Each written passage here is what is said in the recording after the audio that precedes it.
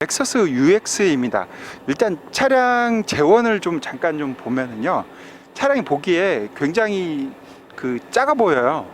근데 실제로 사이즈 보면 투싼 정도 길이가 됩니다. 4.5m가 살짝 안 되는 정도 길이 전장이고요. 그리고 휠 베이스가 2700이 좀 안 돼요. 2640 뭐 요 정도 된다고 하더라고요. 2700 정도면은 니로 정도가 2700 정도를 알고 있는데, 니로보다 좀 휠 베이스는 좀 작습니다. 그래서 실제로 들어가 보면 그렇게 작다는 느낌은 안 됩니다. 그리고 차체 전고가 상대적으로 많이 낮기 때문에 차가 더 작아 보인다고 말할 수 있을 것 같아요. 그리고 측면에 보면 두 개의 큰 캐릭터 라인이 보여지는데요, 이 캐릭터 라인이 제법 강해요. 이쪽에서 보는 이렇게 내려가는 캐릭터 라인 하나하고 그 아래쪽에 다루는 캐릭터 라인, 이렇게 수평으로 가는 캐릭터 라인이 크게 장착하고 있어요. 그 캐릭터 라인이 아무래도 차량에 뭔가 더 잘 달릴 것 같은 그런 느낌을 주는 것은 사실입니다. 렉서스에 쓰이는 LED 라이트가 있죠. 나이키 같이 이렇게 화살촉 모양이 있는데요, 이번에 좀 더 기교를 부렸어요. 위에 이렇게 약간 삐침 같이 돼 있어서 그거 자세히 잘 보면 그 눈썹을 표현한 것 같아요. 사람의 속눈썹을 보여주는 듯한 그런 모습을 보여주고 있습니다. 그 DRL 밑에 삼각형으로 프로젝션 LED 라이트가 들어가 있어요. 그 밑에 LED로 똑같이 포그램프가 들어가 있고요. 그리고 이 스핀드 그릴이 UX만 전용으로 쓰는 스핀드 그릴을 사용하고 있습니다. 보통 사이드 미러를 구성할 때 투톤으로 하기도 합니다. 근데 이거는 투톤이 아니라 3개의 색깔을 이용했어요. 이 차량 색깔하고 그대로 했고, 그 위에 크롬으로 덧댔고, 그 위에 검은색으로 또 닿게 했어요. 이렇게 3가지까지 써서 디자인에 신경 쓴 거는 참 보기 힘든 부분 중에 하나입니다. 차량을 보면은 차량 후에 리어 LED 라이트가 이렇게 되어 있는데요, 이게 스포츠카 레이싱 F1에 들어가는 그 리어 스포일러를 이렇게 형상화 했다고 합니다. 형상화 한 것 뿐만이 아니라 이렇게 각이 졌어요. 뭔가 놓을 수 있을 정도로 이런 데인데, 이게 공기 역학 성능을 더 좋게 한다고 합니다. 이쪽으로 이렇게 해서 공기를 흐름을 더 좋게 원활하게 하게 한다고 합니다. 그 측면부 캐릭터 라인이 크게 돼 있기도 하지만, 이쪽에 보면 캐릭터 라인과 함께 전체적으로 앞쪽에 있는 도어를 더 볼륨감을 줬어요. 더 많이 튀어나오게. 그래서 옆에 측면을 보면 이렇게 가다가 살짝 더 앞으로 휘어져 나오는 그런 모습을 볼 수 있습니다. 해보세요.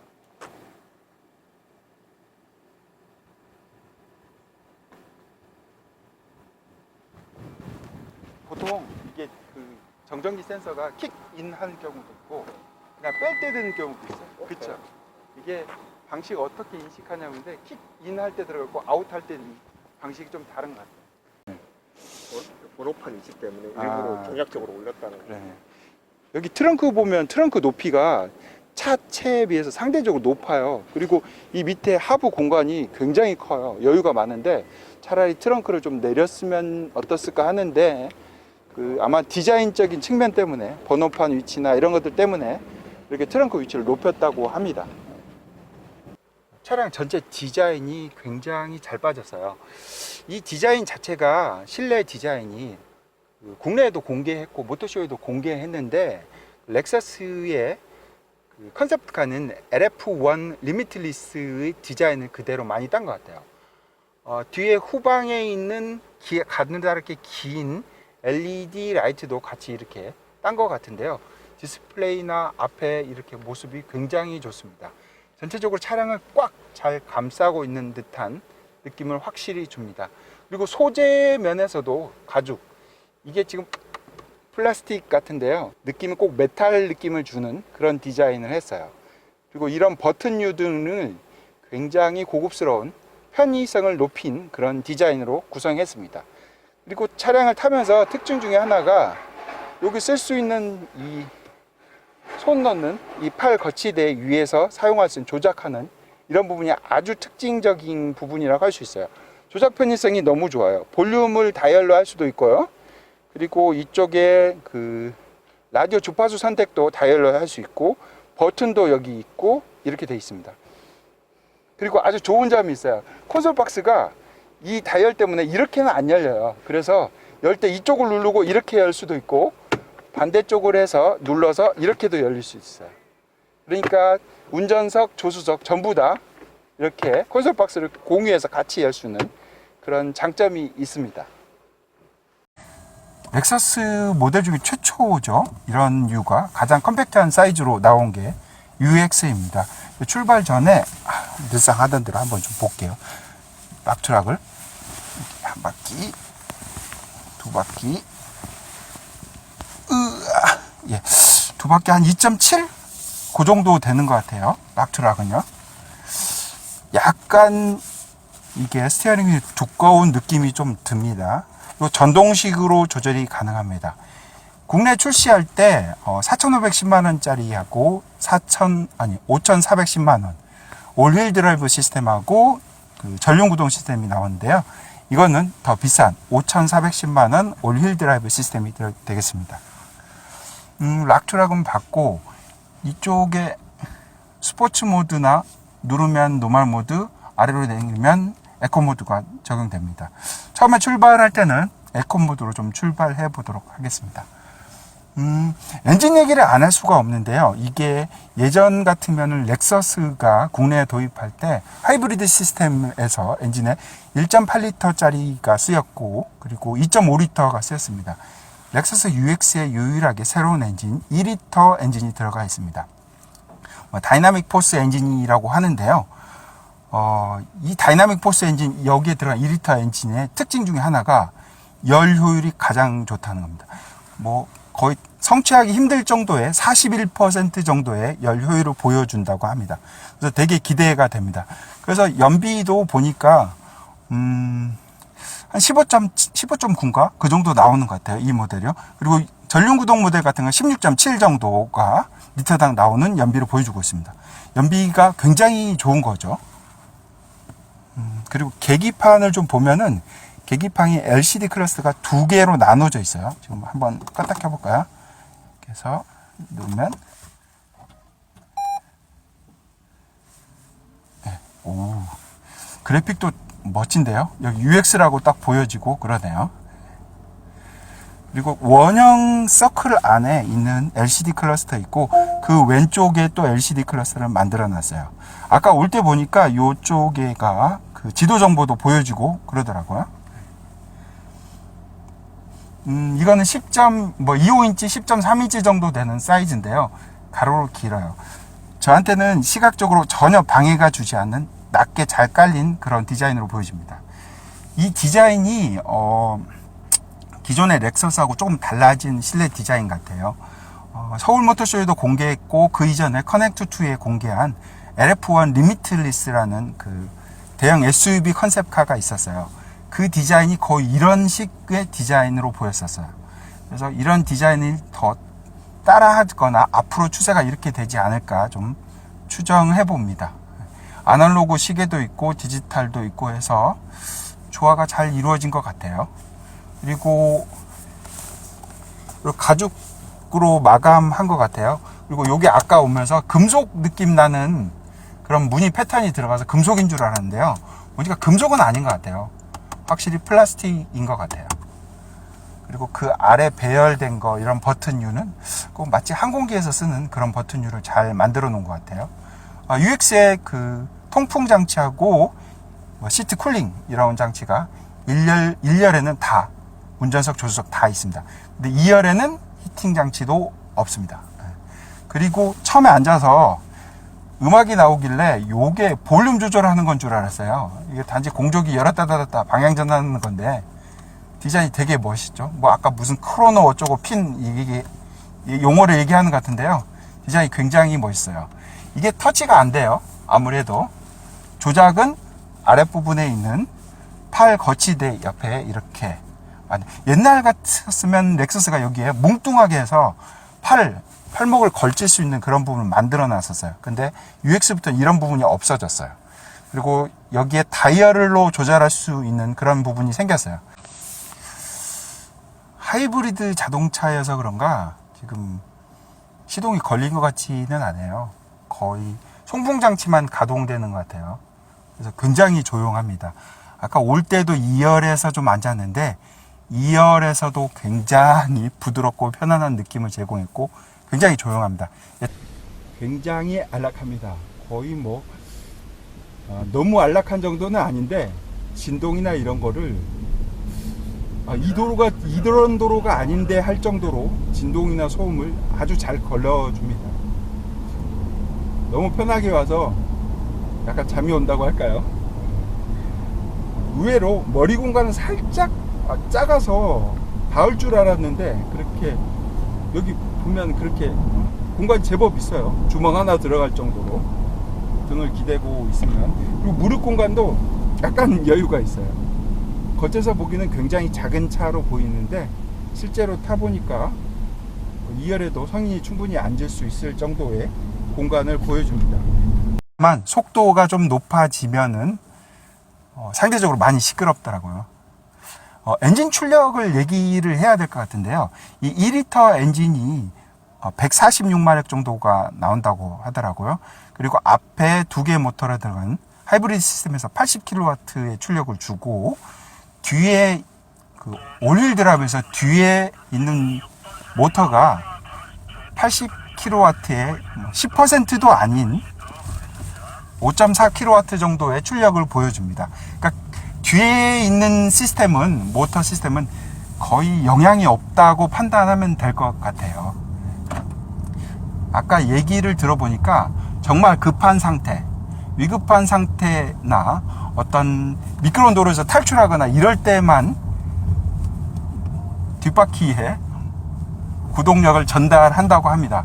그러니까 사륜구동 시스템이긴 하지만 그렇게 실질적으로 후륜구동의 의미로 받아들이면 안 될 것 같아요. 거의 사용되는 일이 별로 없어요. 거의 100%가 다 전륜으로 구동한다고 보면 될 것 같아요. 일반적인 상황에서는요.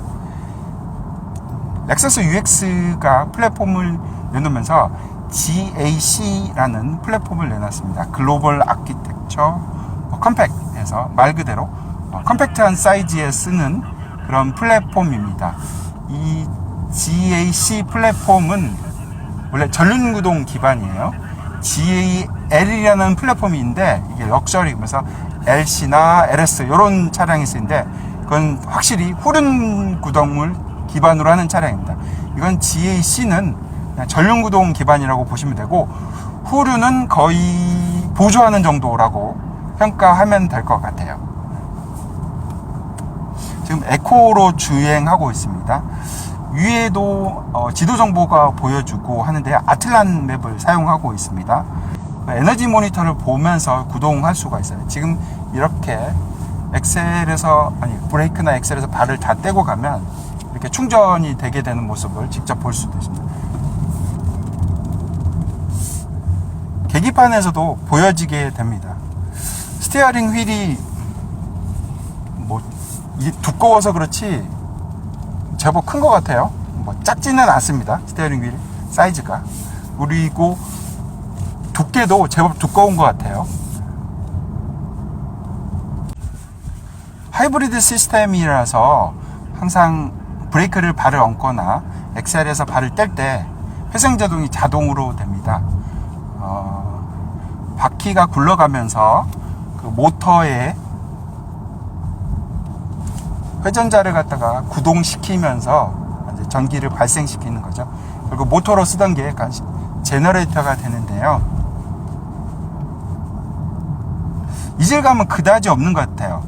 보통 옛날 같은 경우에는 브레이크 밟을 때 이질감이 좀 많았었거든요. 회생제동 시스템에서 벗어나는 거하고 실제적으로 브레이크를 밟는 거하고 차이가 있었는데 지금은 별로 그거 못 느끼는 것 같아요.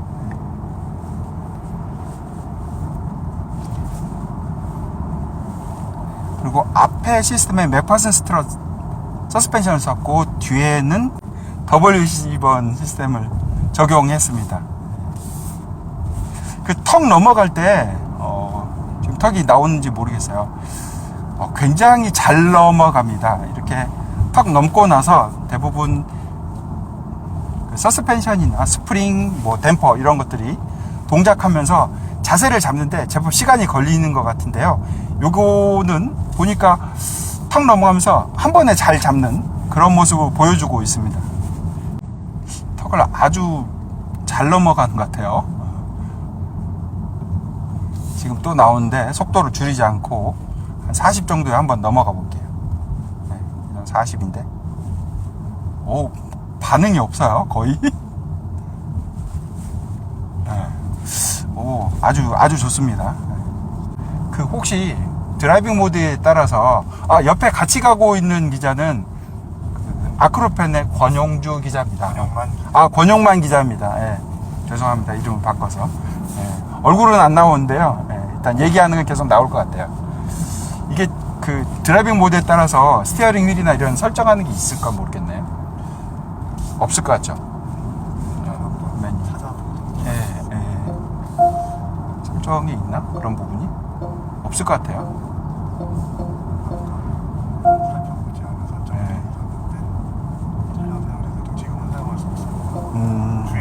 그러네요. 그러면 지금 노멀에서 스포츠로 이쪽을 좀 돌려볼게요. 스포츠로 하니까 일단 클러스터의 색깔이 적색으로 좀 바뀌었고 RPM을 볼 수가 있습니다. 스포츠 모드가 되면 RPM을 볼 수가 있는데요. 구동 방식을 보면 떼면 배터리로 가고 색깔이 파란색으로 바뀌고 밟으면 이렇게 앞쪽 구동하고 뒷바퀴 구동을 볼 수가 없어요. 네.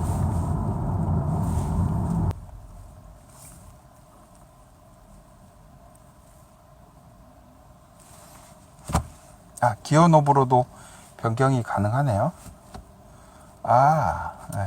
수동 모드로 변경을 할 수가 있습니다. 이렇게 기어를 바꾸면 여기 클러스터에 S라고 스포츠 모드를 표시하고 거기에 따라서 4, 3, 2, 1 이런 식으로 변속이 되는 것처럼 보여집니다.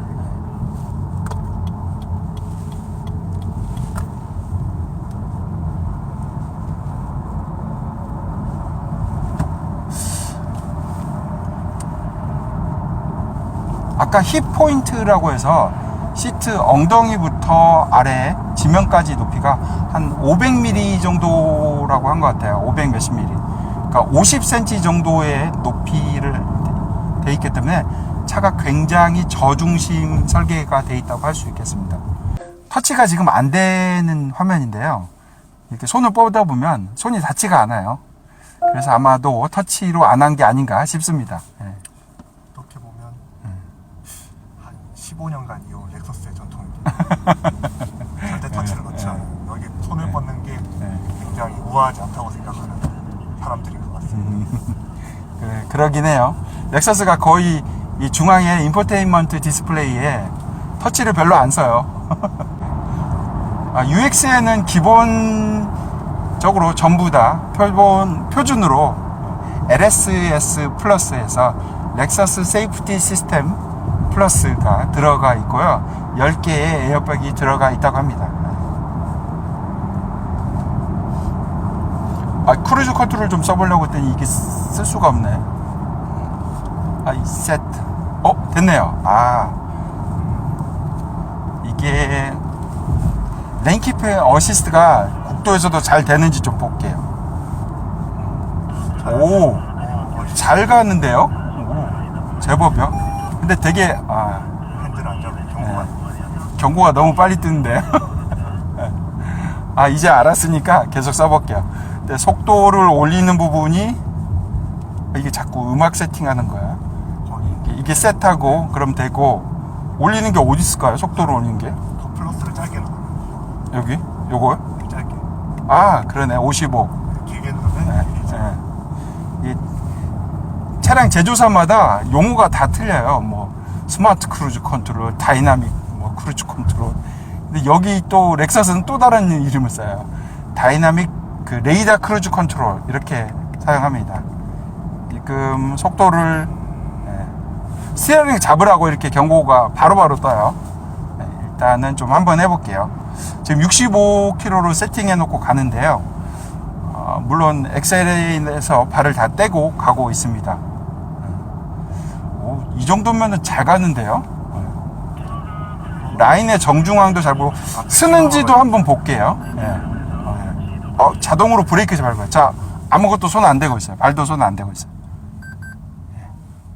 완전히 합니다. 네, 정차까지 완전히 했습니다. 출발할 때는 엑셀만 살짝 밟아주면 되겠죠. 이거 괜찮은데요. 다이나믹 레이더 크루즈 컨트롤. 뭐 방식은 거의 똑같아요. 여기에 그 차량의 윈실드에는 카메라하고 차량 범퍼 앞에 한번 지금 발로 살짝 밟을게요. 네. 밟았어요. 그럼 자동으로 지금 아까 65km에 세팅한 대로 따라갑니다. 네. 엑셀만 살짝 밟아주면.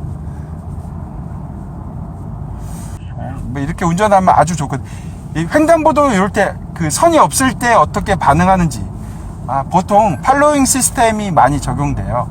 앞차의 흔적을 따라간다던가 그렇게 해서 차선이 없을 때 그런 부분을 이제 커버를 하게 되는 거죠. 네. 그런 부분도 잘 돼 있는 것 같아요. 이 정도로 좀 테스트를 해보고요. 지금 에코대인데 엑셀 반응이 제법 너무 가볍습니다. 스포츠 모드로 좀 바꿔볼게요. 엑셀 페달 반응도 저한테는 좀 가벼운 것 같아요. 근데 약간 무거워지긴 했습니다.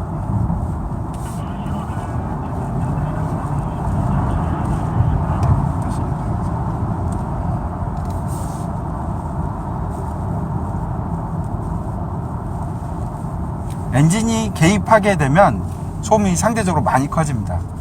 더 커진다고 느껴지는 것 같아요. 이렇게 모터로만 동작할 때는 굉장히 조용하다가 갑자기 엔진이 개입하면 상대적으로 더 조용했다가 시끄러우시니까 더 시끄럽게 느껴지는 것 같습니다. 아까 2열에 앉아서 왔을 때도 그런데 한 100km, 한 110, 20 이렇게 속도가 높아지다 보니까 약간 엔진이 비명을 지르는 듯한 좀 힘이 딸리는 듯한 그런 느낌을 받기는 했습니다.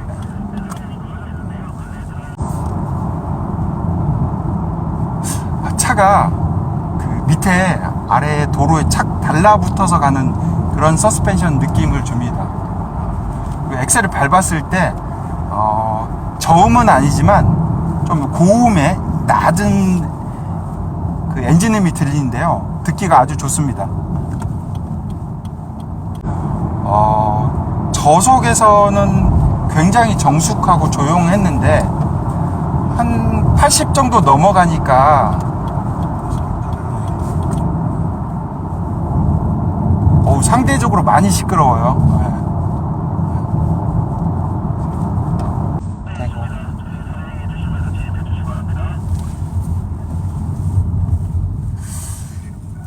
브레이크는 살짝 밀리는 것 같은 느낌이 들어요. 그 브레이크 담력이 조금 힘을 많이 가야 돼요. 그 유격이라고 할까요? 브레이크가 동작하는 시점이 조금 있어요.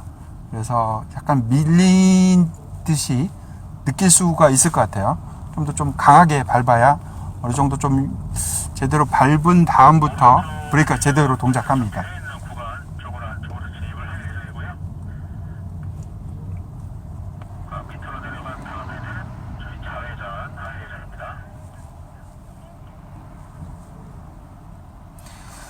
근데 이게 보니까 계기판에 영어가 좀 많이 나와요. 갑자기 한글화도 됐다가 여기 계기판에는 영어가 just ahead라고 이렇게 나옵니다. 한글화 하다가 도중에 못한 것들이 좀 많이 있는 것 같아요. 이런 부분도 좀 더 신경 쓰면 좋을 것 같아요. 특히 계기판 쪽에 있는 왼쪽에 있는 클러스터는 거의 다 영어 같아요. 지금 길이 너무 많이 막히는데 뭐 차량 내부 구조나 좀 볼게요. 운전석하고 조수석에 통풍하고 히팅 이렇게 나눠져 있습니다. 정중앙을 통해서 왼쪽 오른쪽 잘 나눠져 있네요. 근데 이게 뭐 오토라는 게 있어요? 스티어링 휠을 따뜻하게 하고 차갑게 하는 것도 있나 봐요? 아닌가? 없겠죠. 그건 오토라는 기능이 있네요. 스티어링 휠을 데우는데 그냥 오토 기능이 있어요. 이건 어떻게 하냐, 자기가 온도 센서가 있어서 알아서 온도 조절을 해주는가 봅니다. 예, 시트의 2열에 그 배터리가 내장되어 있는데요. 오면서 히팅 장치도 없는데 시트가 굉장히 따뜻했어요. 계속 따뜻해서 이거 왜 이렇게 따뜻하지? 히팅 장치가 있나? 하고 했는데 알고 봤더니 배터리에서 아무래도 열이 발생해서 시트 쪽으로 전달되는 게 아닌가 하는 생각을 좀 합니다. 그리고 지금 앉아있는 시트도 제법 이렇게 통풍 성능이 좋은 것 같아 보이지는 않아요. 무선 충전 장치도 있고요. 특이한 게 무선 충전 장치에 전원 버튼이 있어요. 그러네요. 이게 무선 충전 전원이 전원을 연결해야만 되는 거네. 네, 전원이 없을 경우에는 일반 핸드폰을 올려놓으면 과열과 폭발의 위험이 있습니다. 그러네. 그래서 끌 수 있도록. 이런 거 신경을 잘 쓰는 거네요. 최근 차들 중에서 이 무선 충전 장치에 전원 버튼이나 이런 게 없어서 경고문을 붙여놓은 차들이 있죠. 그렇구나. 그치, 맞아요. 과열과 폭발의 위험이 있습니다. 유도 방식으로 이렇게 가열해서 에너지를 전달하다 보니까 아무래도 과열 문제가 발생할 수는 있을 것 같아요. 렉사스 UX가 출시하면서 두 가지 가격으로 나왔어요. 전륜구동하고 올휠 드라이브 있는데요. 가격 차이가 900만 원 정도 차이가 나는 것 같아요. 약간의 옵션 차이가 있거든요. 휠하고 이런 부분이 좀 다르긴 한데요. 실내 인테리어도 좀 다릅니다. 실내 인테리어를 보니까 이게 가죽을 안 쓴 것 같더라고요. 인조 가죽을 썼고, 요 중앙에 있는 디스플레이도 10.3인치 정도로 길게 모양은 똑같아요. 근데 디스플레이만 아주 작아요. 그런 거 뺀다면 저는 개인적으로 아래 트림이 더 어떨까 하는 생각이 듭니다. 왜냐면 이 사륜구동 시스템이 구체적으로 큰 역할을 별로 하지 못하기 때문에 그냥 전륜구동을 어시스트 하는 정도밖에 안 됩니다. 그래서 제 개인적인 생각으로는 AWD보다는 그냥 전륜만 구동하는 시스템을 선택하는 게, UX250H를 선택하는 게 더 좋을 것 같다고 생각이 듭니다. 렉사스 UX250H를 시승했습니다. 처음 해봤을 때는 굉장히 작아 보이는 차였지만 막상 실내는 아주 그렇게 작지는 않았습니다. 주행하는 내내 굉장히 실내는 정숙했고 편안한 주행이 가능했습니다. 시승을 마치고 나서 연비는 12km가 조금 안 되는 11.6km/L였습니다.